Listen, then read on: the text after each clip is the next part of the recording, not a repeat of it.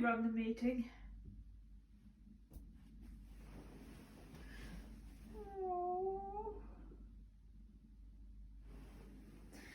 Hello and welcome to another Today Years Old video. In this video we're going to be talking about the symptoms of burnout. Disclaimer: I am not a medical professional and nor is he. So this video is not medical advice.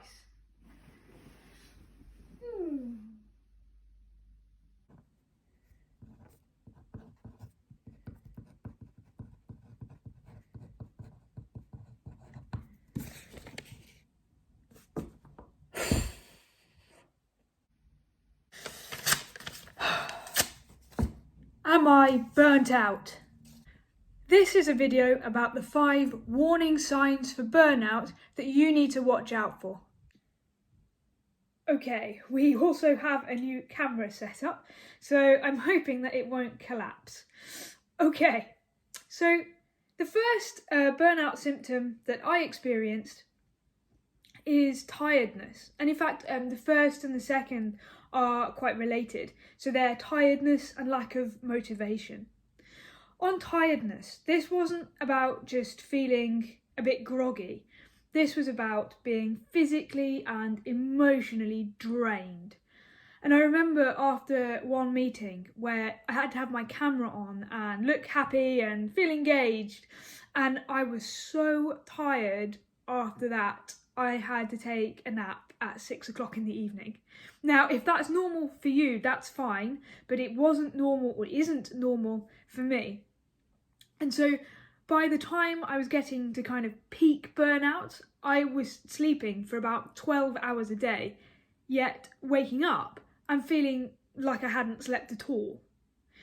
And I think when you're in this cycle of feeling just drained and really tired all the time, it's really easy to see the second symptom, which was no motivation. And just to kind of give you some context, I am a very career-driven, motivated person. And this video isn't about whether that's right or wrong or whatever. The point is that motivation isn't something I've historically struggled with. Because, as I said in the first video, I absolutely love my job, I love what I do, I love the people I work with. So it came as a real surprise and really shook me when that motivation just disappeared in January. And I think it's normal that you come back from your Christmas holiday and you get a bit of January blues. That's probably normal.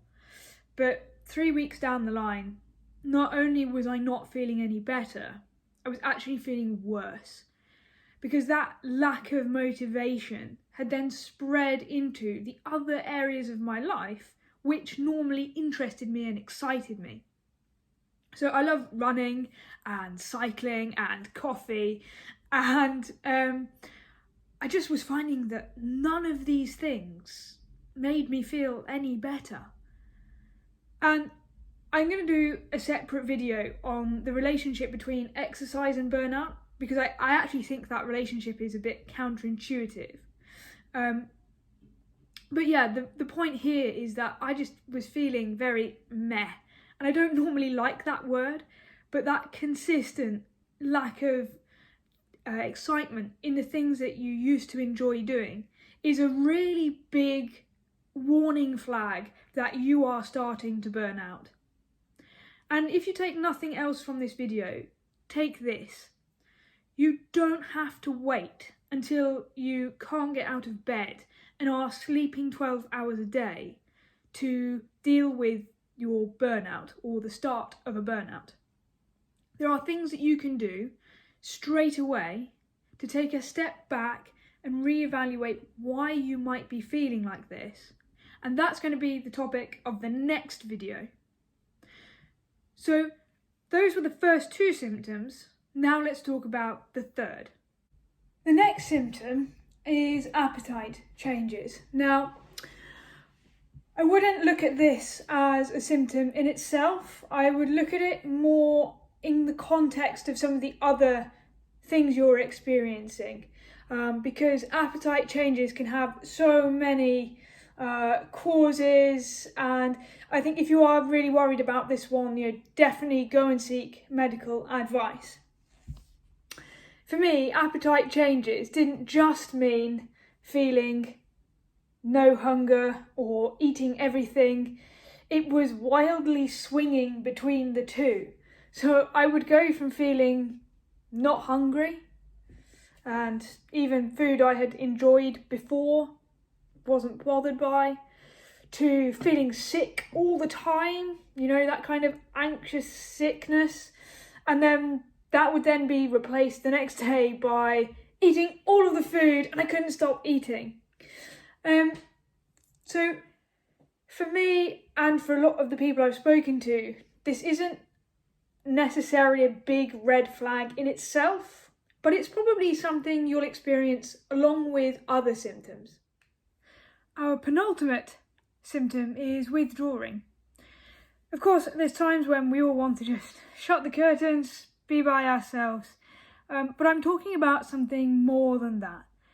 That's when the idea of being sociable and talking to people just fills you with dread and makes you feel that tiredness, or anticipate that tiredness that we covered in symptom 1.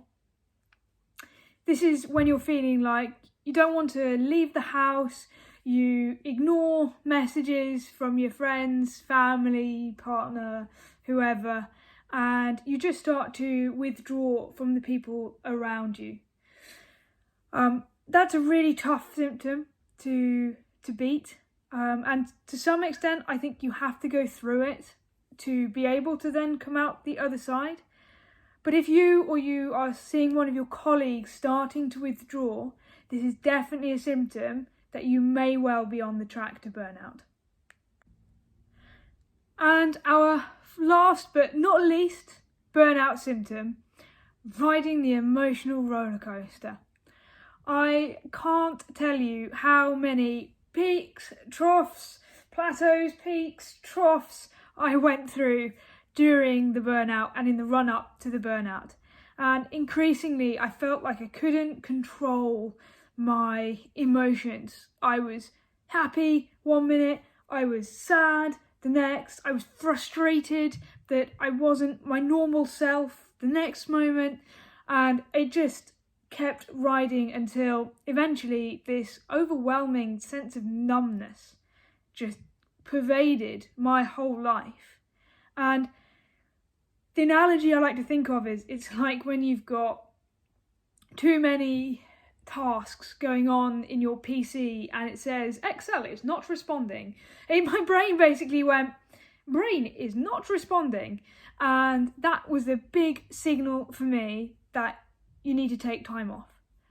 I think if you are feeling this kind of numbness, almost like you're watching the world through a goldfish bowl, you can see it, you can kind of hear it, though it's a bit distorted, but you just can't connect with it. If you're there, personally, that was the signal for me that it was time to just take time off, reset, and go again. And so there we have it, my 5 red flags, symptoms to look out for burnout. As I said at the beginning of the video, I am not a doctor. This video is not intended to replace professional or medical advice. If you think you need it, please seek it. These symptoms are by no means exhaustive. So please, if you see something you think I've missed, drop it in the comments below. You never know who needed to see it. In the next video, we're going to talk about the first steps to burnout recovery. But in the meantime, if you haven't seen it already, check out my latest blog post. This is an interview with Jen Romano, who is a managing director from Accenture, where we talked about all different elements of burnout, and you can hear about her burnout wisdom and everything from the different types of burnout to how she recovered doing a solo hike in the Sierra Nevada.